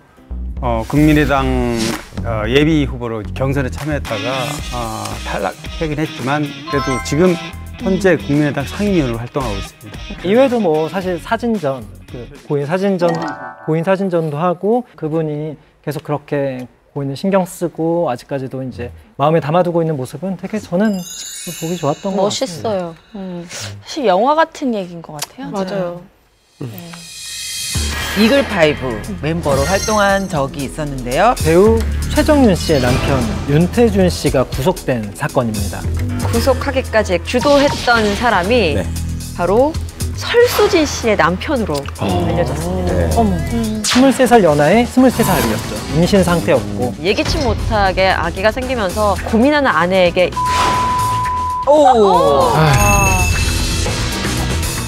이렇게 내조로 배우자를 뒷받침하고 빛낸 사람이 있는가 하면 반면 사건 사고를 일으켜 배우자의 속을 새카맣게 태운 사람도 있는데요. 아내의 속을 새카맣게 태운 남편 하면 또 이분이 있습니다. 바로 서태지와 아이들의 전 멤버죠. 이준호 씨입니다. 이준호 씨는 모두가 알다시피 뛰어난 춤솜씨로 주목을 받았죠. 그러다 2012년에 깜짝 결혼 발표를 했는데 방송 녹화, 공개 녹화 장소에서 이제 깜짝 프로포즈를 하면서 결혼 발표를 한 건데 저도 제보를 받고 현장에 있었는데 그때 들었던 게 이제 임신 상태였고 이런 것 때문에 엄청 놀라서 23살 연하의 23살이었죠. 와. 아, 진짜요? 근데 결혼 전에 이준호 씨 집에 이제 아내가, 지금 아내죠, 자주 놀러 왔다고 그래요. 근데 이준호 씨 엄마가 나이를 알고 난 뒤에 사귀면 안 된다, 사귀는 거 아니다, 이렇게 이제 엄마가 적극 말렸다고 합니다. 아마 너무 나이 차이 나는 것 때문에 엄마가 걱정을 한 게 아닌가 싶어요, 당시에. 뭐 어쨌든 이준호 씨의 아내가 20대 초반이었잖아요. 그렇다면 지금 가연 씨나 우리 씨 딸이 그 정도 나이입니까? 네, 저희 저는 딸은 딱 23살 차이니까 23살. 저희 딸이랑 저희 딸이 그리고 지금 딸이 23살이에요. 진짜 그럼 딸 뻔하고 결혼. 23살? 네. 나도 23살. 어쨌든 23살 딸을 뭐 가진 부모님들 입장에서 만약에 23살 연상의 남자와 결혼을 한다고 하면 어떠시겠어요? 그렇죠. 김우리 씨 친구분이랑 결혼하는 저 거죠. 친구가 네 딸하고 결혼하면 안 되니? 이거랑 똑같은 거잖아요. 그러니까 상상도 해본 적 없. 10살 넘은 것도 좀 고민된다라고 생각했는데 23살이면 이거는 그냥 뭐 도시락 싸들고 반대해야 되는. 저는 그렇게 반대하진 않을 것 괜찮으세요? 같아요. 네, 왜냐면 정말 둘이 좋아하고 그런 상황이라면 저는 상관없다 생각하는데 저희 남편은 반대를 할 거예요. 왜냐면은 사이가 자기다 나이가 많기 때문에 저희 남편은 반대할 수밖에 없을 거예요. 네. 그러니까 제 남편이 큰딸한테 부탁을 하더라고요. 그래도 그 뭐지? 장인 형아라는 얘기는 안 듣게 나이 조절만 좀 잘해달라고 그런 얘기는 하더라고요. 네, 두 분이 23살 차이가 나는데요. 어떻게 두 분이 만났는지도 참 궁금해요. 네, 두 사람이 처음 만난 곳은 카페였다고 합니다. 이준호 씨가 자주 들렀던 그 카페에서 아내분이 아르바이트로 일을 했었다고 해요. 근데 이준호 씨가 아내에게 접근을 한 거죠. 접근하면서 처음으로 건넸던 말이 바로 걸그룹 할 생각 없어요? 이거였다고 합니다. 오. 이거 위험한 얘기 아니에요? 보고 뉴스에 자주 나오는 얘기 아니에요? 좀 예쁘신 분들이나 젊은 아이들은 혹할 수 있죠. 걸그룹 하고 싶은 뭐 마음이 있을 수 어쨌든 있죠. 스타일이 좀 뭐 프로듀서도 했었던 분이니까 영턱스 클럽이라는 가수도 키워냈었던 분이고 네. 충분히 뭐 그런 일적으로는 얘기할 수 있는 부분이 아닐까 싶은데 근데 어쨌든 일적으로 좀 접근을 했던 것 같아요. 그래서 결국 이준호 씨 아내는 걸그룹 활동 대신 열애를 했고 그리고 혼전 임신을 했습니다. 이준호 씨 아내분은 친정 엄마한테 이제 나 임신했어라는 말을 못했다고 하는데요. 그게 어린 나이에 이제 결혼한다는 것만으로도 굉장히 되게 그 쇼킹하는 뉴스일 수 있는데 덜컥 아이까지 가졌다 이 얘기를 한다는 게 이제 부모한테 아무리 가까운 부모라도 쉽게 털어놓을 만한 이야기는 아니었을 것 같아요. 실제로 이 말을 못했던 시기가 임신 5개월 때까지도 친정 어머니에게 말을 못했다고 해요. 결국 친정 아버지가 먼저 알게 됐고 친정 아버지가 친정 어머니한테 말을 하면서 어머니가 알게 됐는데 이때 그 친정 어머니가 아이에게 제정신이냐 왜 일을 이 지경으로까지 만들었냐며 정말 화를 버럭 냈다고 합니다. 그렇게 없죠, 엄마 입장에서.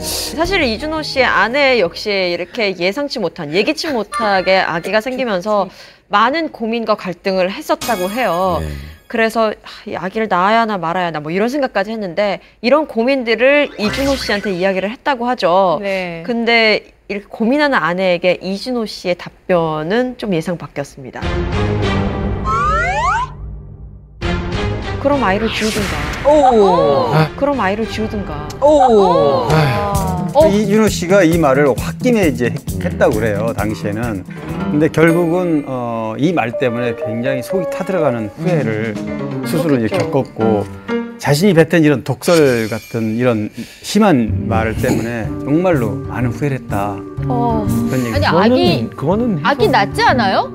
낳았어. 이제 낳죠. 그 아이한테 얼굴 볼 때 미안하잖아요. 얼마나 미안해요. 그렇다고 해요. 잘못하는 거죠. 진짜 말이 안 되죠. 이런 이준호 씨의 말에 어쨌건 아내는 그때를 이제 떠올리면은 너무 충격이 컸고 온 세상이 하였다고 얘기를 했고 제일 친한 친구에게 전화를 걸어서 어떻게 해야 될지 모르겠다라면서 울었다고 하니까 어쨌건 결과적으로는 다행히 두 사람이 결혼을 했고 그 아이도 정말 잘 낳았으니까 뭐 잘 마무리는 된 것 같습니다. 여기까지는. 네, 아이를 낳고 이제 결혼식까지 했는데 아이를 낳을 때 친정 어머니가 병원에 오시지 않았었대요. 그만큼 그때까지도 마음의 상처가 어머니로서 굉장히 깊었던 것 같고요. 그 때문에 이준호 씨 아내는 계속 이렇게 결혼한 것을 후회한다, 죽고 싶다 이런 얘기를 반복했다고 합니다. 많은 사람들이 이 이야기를 듣고 충격을 또 받았죠. 대체 어느 정도였길래 결혼을 후회한다라는 생각까지 할 수 있었는지 그것도 궁금해집니다. 사실 이준호 씨 아내가 좀 어린 나이다 보니까 이제 어린 나이에 아이를 낳다 보니까 좀 신체적으로 그리고 뭐 심리적으로 굉장히 힘들었다고 해요. 그래서 우울증까지 와서 뭐 아이를 두고 도망가고 싶었다라는 생각도 하고 좀 더 안 좋은 생각까지 많이 했다고 합니다. 저는 이제 아이를 이제 제가 이제 2번을 낳았지만 사실상 첫 번째 낳았을 때는 그냥 젊었으니까 그냥 아무 생각이 없었다면 두 번째 낳았을 때는 지금 그러니까 저희 이제 풍문쇼를 촬영하러 온 날은 저희 친정 어머님이 광주에서부터 올라오셔서 오셔요. 저희 이제 남편이 외국 나가 있으니까. 그러니까 친정 엄마의 도움이 있었기 때문에 제가 일도 할 수 있고 육아를 하면서 어떻게 보면 되게 스트레스 받고 너무 힘들 때 가족이 저는 이제 친정 어머니, 큰딸, 남편이 이렇게 도와줬기 때문에 사는 우울증을 극복할 수 있었는데 만약 이준호 씨 와이프 같은 경우는 그 이준호 씨나 또 친정어머니나 시어머님이나 이런 도움을 받지 못했다면 충분히 그럴 수밖에 없었을 거예요. 네, 제가 이준호 씨가 결혼을 하고 난 다음에 한번 인터뷰를 한 적이 있었는데 지금 말씀하신 것처럼 이 아내분은 정말 이준호 씨 밖에 의지할 사람이 없었던 것 같아요. 이준호 씨가 이제 사업을 좀 제대로 꾸려보기 위해서 아무 연고가 없는 천안으로 내려가서 이제 사업을 시작했거든요. 주변에 아는 사람도 없고 그냥 하루 종일 집안에서 아기만 봐야 하는 생활이 계속 이어지면서 정말 우울증이 걸릴 수밖에 없는 것 같다라면서 이준호 씨도 되게 걱정을 하고 미안해했어요. 그런데 또 이준호 씨는 밖에서 일을 해야 되고 하다 보니까 서울에 좀 왔다 갔다 했었나 봐요. 밤늦게 들어오는 일도 많아지고 하면서 이준호 씨가 했던 말은 참 가족을 위해서 바삐 움직인다고 이렇게 열심히 일한다고 하지만 정작 가족을 만날 시간이 많이 없는 게 되게 좀 스스로도 되게 이상하다. 가족들이 서운해밖에 할 수 없는 이런 환경이 참 이게 가장의 몫인가라는 생각이 든다고 하더라고요. 네, 하지만 이후에 들려오는 이준호 씨의 소식은요. 아내를 위로해주기는커녕 오히려 더 속을 태울 법한 소식이 들려왔다고 해요. 재작년 2015년에 이제 이준호 씨가 사기 혐의로 검찰에 송치되는 일이 벌어졌죠. 이준호 씨가 그 돌잔치 전문 회사를 이제 개업 비용 명목으로 지인들한테 돈을 빌려가지고 돈을 못 갚은 일이 벌어진 겁니다. 한때는 월세도 없어서 집에 월세를 못 냈다라는 얘기도 있었고요. 돈을 이쪽에서 급한 것을 좀 빌려서 이쪽 맞고 또 저 사람한테 또 돈을 빌리기도 하고 뭐 그랬다는 이야기도 있었습니다. 참 안타까운 이야기였던 것 같아요. 서태지 아이들이 과거의 인기를 생각해보면 진짜 문화 대통령이 서태지 씨였으면 문화 부통령 정도 되는 위치까지 갔었는데 이게 어떻게 하면은 갑자기 이렇게 어려워질 수 있는지가 좀 궁금하거든요. 사실 이준호 씨는 서태지와 아이들 해체 이후에 영턱스 클럽을 발굴하면서 사실 제작자로도 상당히 좀 성공을 하긴 했었어요. 뿐만 아니라 꾸준히 방송 활동도 병행을 했는데 이후에 여러 번 사업에 실패합니다. 그래서 40억 가량의 빚을 지고 결국 파산 신고를 하기 이릅니다. 이준호 씨는 사기뿐만 아니라 다른 사건으로도 한동안 언론에 좀 오르내렸죠. 네, 바로 성추행 사건인데요. 지난해 6월에 이태원의 한 클럽에서 여성 2명을 강제추행한 혐의로 수사를 받게 되는 일이 생깁니다. 근데 경찰에 따르면 이 피해 여성들이 클럽에서 춤을 추고 있는데 술에 취한 이준호 씨가 다가와서 어디서 왔냐라고 약간 치근덕대기 시작했고 이 여성들의 진술에 따르면 강제적으로 뒤에서 안고 신체 일부를 만졌다. 뒤에서 하체를 밀착시키기도 했다라는 게 조사 과정에서 나온 이야기입니다. 누가 저질러도 성추행이란 나쁜 범죄이지만 그냥 특별히 어쨌든 아버지이고 또 누군가의 남편이기 때문에 이런 일과 연루되었을 때 훨씬 더 충격이 그리고 또 배신감이 더 컸던 것 같아요. 아니 일하느라고 가족한테 할 시간이 없다고 해놓고서는 자신이 클럽에서 이러고 있는 동안 부인은 집에서 아이를 보고 있었을 거 아니에요. 참 철없네요. 근데 이준호 씨가 성추행 혐의를 받은 게 이번이 처음이 아니었다고 들었어요. 네, 2002년도에 나이트클럽에서 만난 이제 여성과 같이 술을 먹다가 자신이 그냥 음악 작업실로 내려가서 추행한 혐의가 이제 고소가 됐는데 이 사건은 근데 다행히 당사자들끼리 합의가 돼가지고 그래서 그때는 기소유예 처분을 받아서 그래도 기록으로 남아있기 때문에 이번 일이 재작년에 일이 있고 나서 작년에 그 일이 있고 나서 굉장히 많이 언론에도 많이 오르내렸죠. 네, 하지만 이번 사건은 지금 아예 재판으로까지 이어지고 있죠. 그만큼 좀 산이 좀 깊어졌는데요. 이번 사건에 대해서 이준호 씨의 변호인의 입장은 이렇습니다. 당시 클럽 안이 매우 좁았고 사람들도 많아서 매우 밀집된 상태였다. 이준호 씨는 당시에 매우 만취해 있는 상태에서 쓰러진 것은 맞지만 추행은 전혀 없었다라고 혐의를 전면 부인하고 있는 상태입니다. 또 이 사건과 관련해서 공판이 지난 5월 26일에 또 다시 진행이 됐는데요.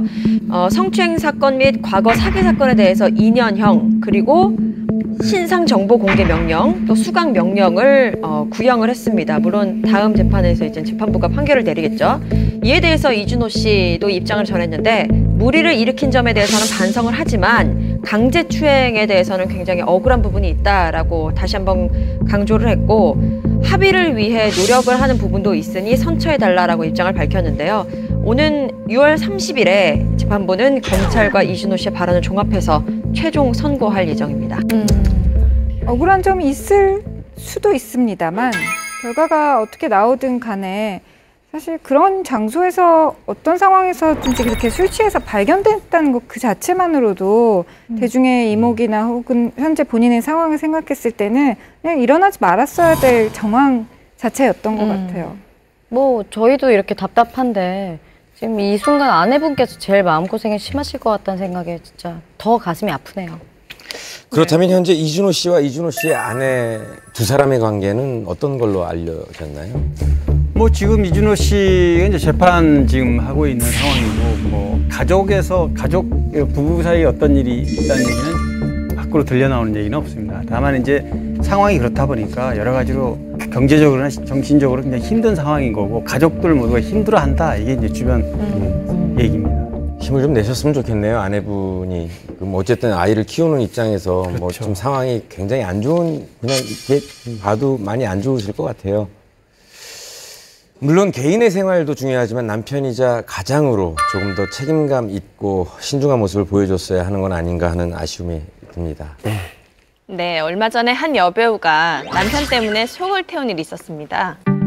네, 바로 배우 최정윤 씨의 남편 윤태준 씨가 구속된 사건입니다. 최정윤 씨는 지금 딱 데뷔한 지 20년 됐습니다. 올해로. 97년에 이제 아름다운 그녀를 데뷔를 했는데 똑바로 살아라, 옥탑방 고양이, 오작교 형제들이라든가 청담동 스캐널 이런 작품에 출연하면서 대표 배우로 자리매김을 했습니다. 최정윤 씨를 사로잡은 사람은 바로 이랜드그룹 박성경 부회장의 장남인 윤태준 씨였습니다. 윤태준 씨는 과거에 아이돌 그룹이었죠. 이글파이브 멤버로 활동한 적이 있었는데요. 굉장히 잘생긴 외모와 함께 또 화려한 집안 배경으로 화제가 됐었죠. 그런데 어쩌다가 최정윤 씨 남편이 구속되는 사건이 벌어졌을까요? 최정윤 씨의 남편이 구속된 건 뭐 다름 아닌 주가 조작 혐의 때문입니다. 네, 지난 4월이었죠. 서울 남부지검은 최정윤 씨의 남편 윤태준 씨가 자본시장법 위반 혐의로 구속이 됐다라고 밝혔습니다. 윤태준 씨는 한 섬유회사의 사장으로 취임한 뒤에 주식을 대량으로 사들였고 그 이후에 이제 주가를 조작해서 그 과정에서 수십억 원의 차익을 챙긴 혐의를 받고 있습니다. 검찰에 따르면 이제 윤태준 씨가 600만 주의 주식을 산 다음에 자기가 몸담고 있는 회사가 이제 대만 회사하고 이제 MOU 업무 협약을 맺은 상태인데 그 대만 회사가 이제 개발한 애플리케이션이 이제 중국 최대 통신사인 차이나 모바일 웹 스토어라는 이런 회사하고 입점한다. 이 사실을 이제 보도자를 통해서 알리는 겁니다. 그래서 주식을 산 다음에 알렸기 때문에 이거는 좀 의심이 간다 이렇게 본 거죠. 소위 말해서 윤태주 씨가 가진 회사, 협약을 맺은 회사가 곧 매출이 급상승할 거다라는 정보를 흘린 거나 마찬가지니까 그게 허위 정보였다면은 허위 정보 유포로 인해 가지고 주가 조작을 한 게 되는 거고 이게 상투적인 주식시장에서 있는 이 수법인데 엄하게 처벌되죠. 왜냐하면 여기에 따라 들어간 개미 투자나 이런 사람들 같은 경우에는 엄청난 손실을 보게 돼 있는 거거든요. 예. 실제로 보도자료를 배포한 이후에 윤태준 씨가 가지고 있던 주식이 가격이 정말 오르기 시작했는데 이후에 윤태준 씨가 가지고 있던 주식을 팔면서 차익을 20억 원 정도를 남겨요. 그러다 보니까 이것 때문에 문제가 됐던 거죠. 하지만 보도자료 내용과 달리 이 대만 회사는 차이나 모바일과 관련해서 양해각서, 그러니까 정식 계약서를 쓰기 전에 쓰는 뭐 이런 문서 같은 거죠. 그런 것만 체결했을 뿐 구체적인 사업 계획이 없었던 걸로 드러났습니다. 결국 윤태준 씨 같은 경우는 허위 사실을 유포해서 가지고 있던 주식의 가격을 높인, 그러니까 부당 이득을 챙긴 것이죠. 사실 뭐 주가 조작이 이루어지는 과정 속에서 허위 사실 속아가지고 주식 산 분들 같은 경우에는 큰 돈 날리고 이러면은 피해자가 발생하기 때문에 오히려 이제 그런 걸 막기 위해 가지고 이제 엄하게 처벌하죠. 이에 대해 검찰은 윤태준 씨가 관련 증거를 인멸할 우려가 있다라고 판단을 해서 구속영장을 발부하게 됐다고 설명을 했습니다. 그렇다면 이 사건에 대해서 윤태준 씨는 뭐라고 하던가요? 윤태준 씨는 이에 대해서 시세 차익을 위해서 노리고 한 게 아니고 정상적인 경영 활동의 일부였다 라면서 혐의 자체를 부인하고 있는 상황입니다. 뭐 어쨌든 구속이 됐습니다. 이거는 뭐 법이 정해진 죄를 지금 받고 있는 건데 당시에 구속한 사람이 또 이 연예인의 남편으로 알려지면서 많은 사람들의 관심을 또 받았습니다. 네, 최정윤 씨의 남편 윤태준 씨를 구속하기까지 그 수사를 주도했던 사람이 바로 설수진 씨의 남편으로 알려졌습니다. 네. 어머. 설수진 씨는 뭐 잘 알다시피 동생 설수진 씨하고 자매 둘 다 미스 코리아 출신이죠. 유명한 방송인인데 2003년에 이제 검사하고 결혼해서 굉장히 화제가 됐었습니다. 근데 공교롭게도 이번에 설수진 씨의 남편이지만 남부지검 검사로서 담당 검사였기 때문에 그런 이유로 또 다른 화제가 됐었죠. 최정윤 씨가 대기업 집안의 며느리라는 타이틀이 붙은 것처럼 설수진 씨 같은 경우에는 엘리트 검사의 부인이라는 타이틀이 있었거든요. 근데 어쨌건 그런 식으로 유명했던 두 분이 이번 수사에서 정말로 너무도 엇갈린 서재에서 만나서 악연이 좀 생겼다고 보입니다. 사실은 조금 껄끄럽긴 하겠네요. 껄끄럽다기보다는 조금 왜 이렇게 이런 우연의 만남이 또 될 수 있었을까라는 생각은 할 수 있겠네요. 그렇죠. 이번 사건에 대해서 이런저런 말들이 많지만 그래도 아내인 최정윤 씨 입장에서는 이번 사건에 대해서 굉장히 가슴 아픈 일이 아닐까 싶은데요. 이에 대해서 최정윤 씨는 어떤 입장을 밝혔나요? 최정윤 씨는 일단 지난해 11월에 출산을 했어요. 그래서 육아에 전념하고 있는 상태고 인근 주민들의 말이 또 이렇게 전해지고 있는데 남편이 구속된 후에도 최정윤 씨는 이전과 변함없이 다름없이 그렇게 아이들을 잘 돌보면서 그렇게 지내고 있다라고 전해집니다. 최정윤 씨는 SNS를 통해서 팬들하고 소통을 참 잘하기로 유명한데요. 이 사건 후에 SNS를 잠시 이제 좀 활동을 안 하는 모습을 보면서 심적으로는 얼마나 힘들까, 내색도 많이 못하고 그런 생각들을 좀 많이들 추측을 합니다. 네. 연예계에 워낙 유명했던 사건이죠. 중견 탤런트 강남민 씨. 당시에 최고의 전성기를 누리고 있던 때였거든요. 최고의 한 해를 누릴 법했는데 아내가 이제 간통 사건에 연루되면서 나락으로 떨어지게 됩니다. 그런데 더 충격적인 사실이 하나 더 밝혀지는데요. 네, 이번에 소개해드릴 분은요. 배우자의 외도로 파경을 맞은 분입니다. 뭐 연예인 중에서도 배우자의 외도로 파경을 맞으신 분 꽤 좀 있죠. 제가 또 말씀드리게 됐는데 윤여정 씨도 조영남 씨 외도로 이혼을 했고 국내에서는 칩과하지만 국외에서는 당당히 데이트를 하고 최근에 또 맞담배 피는 사진이 공개돼서 화제가 됐던 홍상수 감독도 그 김민희 씨와 외도를 하면서 현재는 부인과는 이혼 소송 중입니다. 남편뿐만 아니라 이제 아내의 간통으로 헤어진 경우도 있죠. 연예계에 워낙 유명했던 사건이죠. 박철 옥소리夫였는데요. 옥소리 씨의 간통으로 간통 때문에 결국 헤어지고 연예계에 엄청난 파장을 불렀던 사건이 있었죠. 두 사람 사이에 부부 관계가 없었다라는 그런 옥소리 씨의 충격적인 발언도 상당히 기억에 남네요. 또 박철 씨 같은 경우 참 공교롭게 버라이어티 프로그램에서 이 부부간의 성 이런 코너를 진행하면서 섹스리스 부부들의 이제 이런 문제들을 해결해주는 역할을 해왔는데 정작 그런 사회자였던 분을 아내가 섹스리스였다 이렇게 얘기하면서 참 아이러니하다 이런 생각이 들더라고요.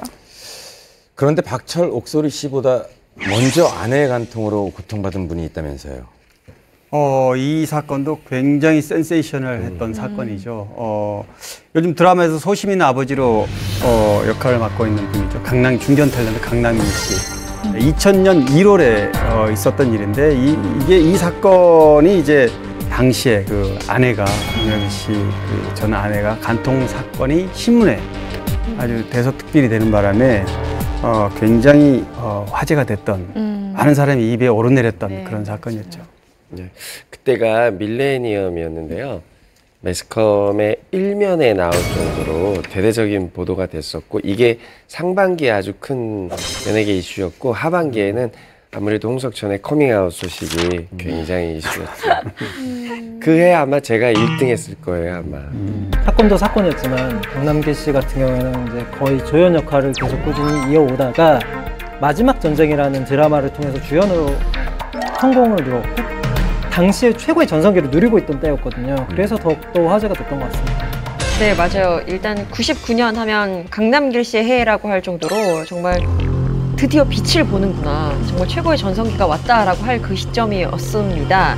일단 MBC 연기대상에서 인기상을 받았고요. 또 방송기자단이 선정하는 그 해에 이제 그 연기자상, 탤런트상을 수상하면서 최고의 한 해를 누릴 법했는데 아내가 이제 간통 사건에 연루되면서 하루아침에 나락으로 떨어지게 됩니다. 이 사건이 터지기 전에 방송에서 강남길 씨 부부가 나온 걸 제가 한번 본 적이 있거든요. 근데 어떻게 하다가 이런 사건이 벌어지게 된 걸까요? 사실 이 사건이 이제 경기도 남양주 경찰서에서 이걸 다뤘던 사건인데 저도 당시 현장에 취재를 간 적이 있습니다. 네. 이 강남길 씨 부인이 이제 홍모 씨라는 분인데 굉장히 현모양처형이고 외모가 굉장히 미인입니다. 굉장히 사진으로도 굉장히 좀 정말 예쁘다는 느낌을 받는 이제 그런 분이었는데 아내 홍모 씨가 내연남과 모텔에서 대낮에 같이 있는 장면을 이제 강남길 씨 가족이 경찰을 대동하고 가서 현장을 덮쳐서 현장을 발각하는 그런 과정이 이제 보도됩니다. 그럼 간통죄라는 게 없어지긴 했지만 진짜 간접 증거가 아니라 진짜 직접 뛰어들어가지고 현장을 뭐 경찰이랑 같이 습격하지 않는 한 그렇죠. 인정되기가 어려웠기 때문에 이런 일이 잦았죠. 결국 강남길 씨 이제 부인 홍 씨를 이제 고소를 해서 이게 사건이 커지게 된 거고요. 그 언론에서도 이제 고소가 사건의 경찰서에 접수가 돼서 뭐 알려지게 된 그런 케이스입니다.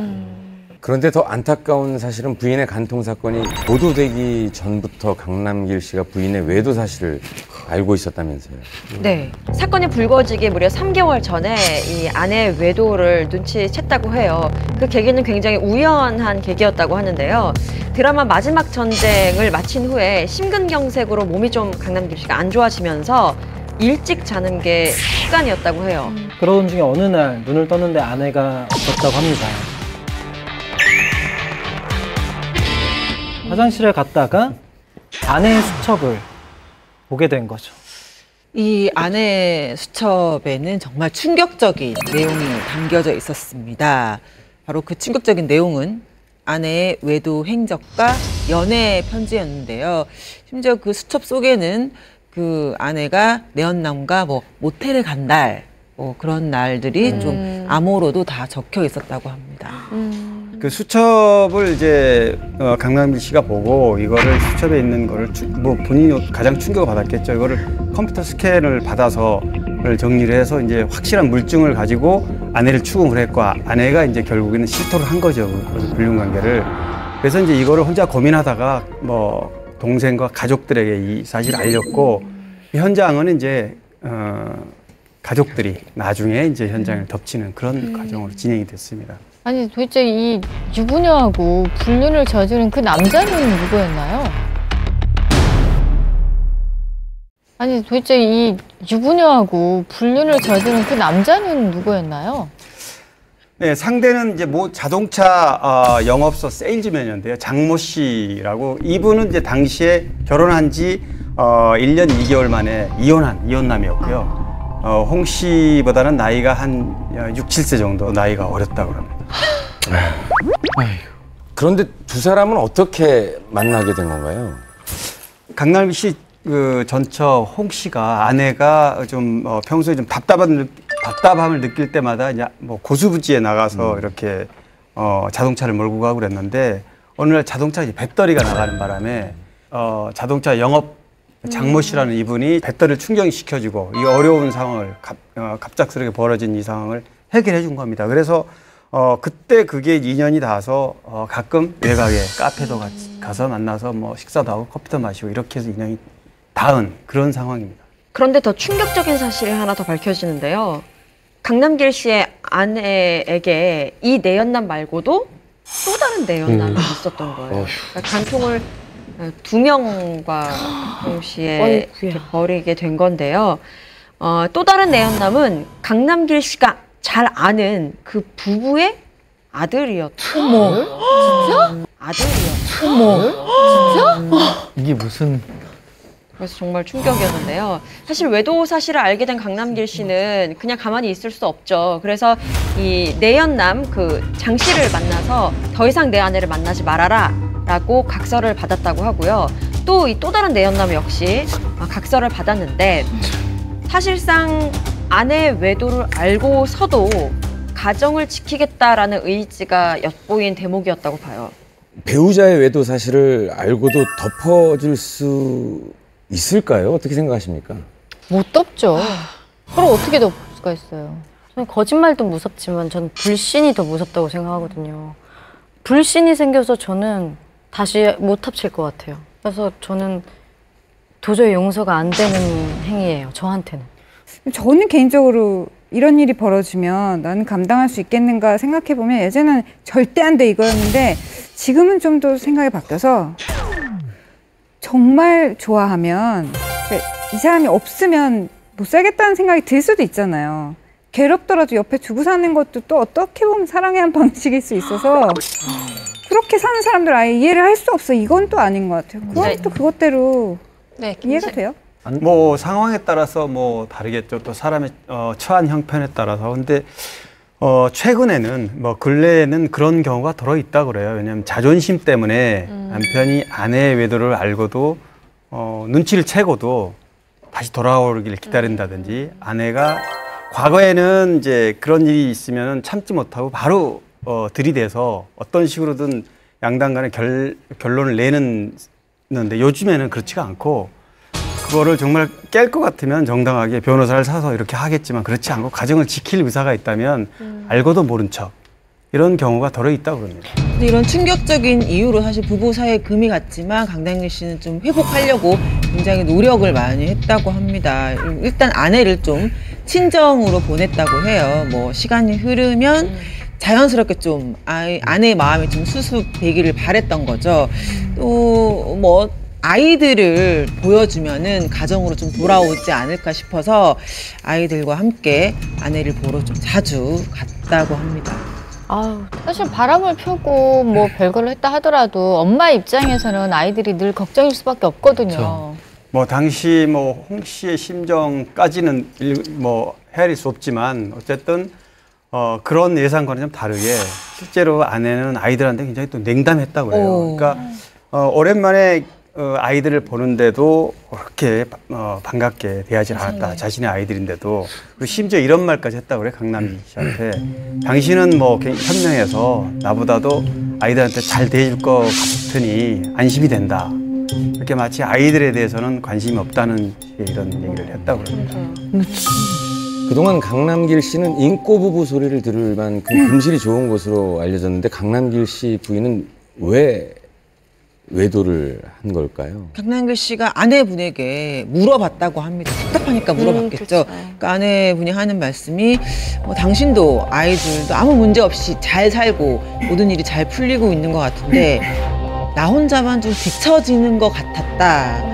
이제 아이들도 더 이상 나를 찾지 않는다라는 말을 했다고 합니다.